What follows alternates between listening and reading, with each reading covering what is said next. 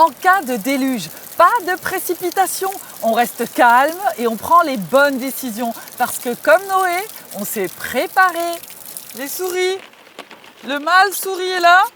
Le mâle souris est là. Les hippopotames, les chats. Le chat, il est là. Le chat est là. Mince, les enfants. Je ne vais pas chercher mes enfants à l'école. Ils sont en sécurité. Et avouons-le, c'est peut-être le moment d'être un peu tranquille. Je m'éloigne des cours d'eau. Je ne stationne pas sur les berges. Je ne stationne pas sur un pont. Je ne stationne pas dans un souterrain ou dans une zone inondable. D'ailleurs, que fais-je dans ma voiture alors qu'une alerte a été donnée ? Je n'ai rien à faire dans ce véhicule. Savez-vous que 30 cm à peine suffisent pour soulever mon véhicule ? En quelques heures à peine, ce sont les précipitations de plusieurs mois qui s'abattent sur une terre gorgée d'eau. Les berges s'effondrent, des coulées de boue. Votre voiture peut alors devenir un piège mortel. 40 cm d'eau suffisent à bloquer une portière. Et là, la seule issue possible, c'est la fenêtre. Mais le lève-vitre électrique est en panne. Zut, j'ai tout prévu. Dans mon sac, j'ai un brise-vitre. Et si le courant n'est pas trop fort, alors je prends mes enfants, les passagers du véhicule, les personnes vulnérables, les proches, je les prends avec moi et qu'est-ce que je fais ? Eh bien, je vais chercher un point haut. Mais si le courant est trop fort, alors là, la seule issue possible, c'est le toit du véhicule. Quand je suis sur le toit de mon véhicule, Non, je ne fais pas de selfie. Non, je ne sature pas le réseau avec des appels futiles du type « T'as pensé à mon après-shampoing cheveux secs ?» Non, je fais les appels d'urgence, le 112, le 18. Et si vraiment le courant se met à monter, la crue devient énorme et je suis emportée, je suis prête à tout, je ne panique pas car j'ai répété la position planche de sécurité. La planche de sécurité, comment ça marche ? Première étape, j'identifie le sens du courant. Je ne lutte pas avec le courant, il est plus fort que moi.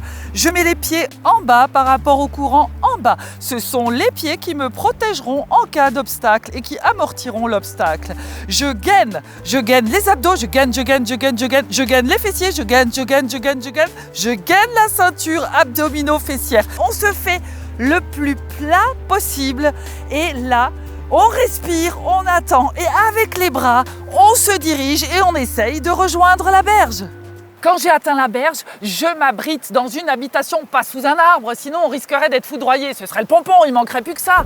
Bref, en cas de pluie intense, je ne m'aventure ni en voiture, ni à pied, ni à vélo, ni à cheval. Je reste dedans.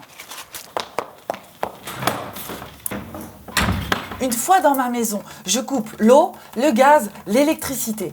Je mets tous les produits toxiques, les produits polluants en hauteur. Et je prépare un sac avec un kit d'urgence, avec toutes les choses essentielles qui vont me permettre d'être la plus autonome possible. Dedans, je mets quoi ? Je mets des denrées non périssables, je mets des médicaments, une lampe torche, une radio à pile.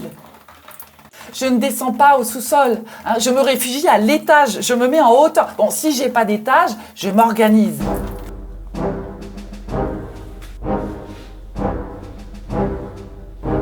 Et avec ma radio à pile, j'écoute les sites officiels. Vigicru, Météo France. La préservation des biens matériels est-elle plus importante que le sauvetage des personnes ?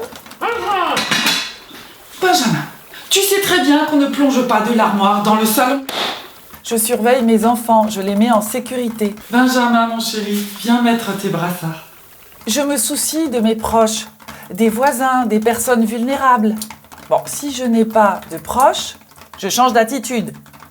Et ensuite, je me soucie de mes proches. En résumé, en cas de pluie intense, je reste chez moi et je consulte les consignes données par les autorités. Bon, si j'ai un problème avec l'autorité, je consulte. Je me tiens prêt. Mon kit de sécurité est prêt.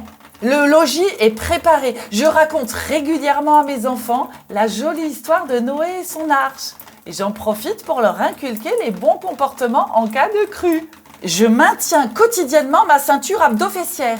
Et grâce à ce tuto, avec mes voisins, avec mes proches, avec les personnes vulnérables du quartier, j'organise un entraînement. C'est joyeux, ça rapproche. Bisous. Salut chouchou. Bisous.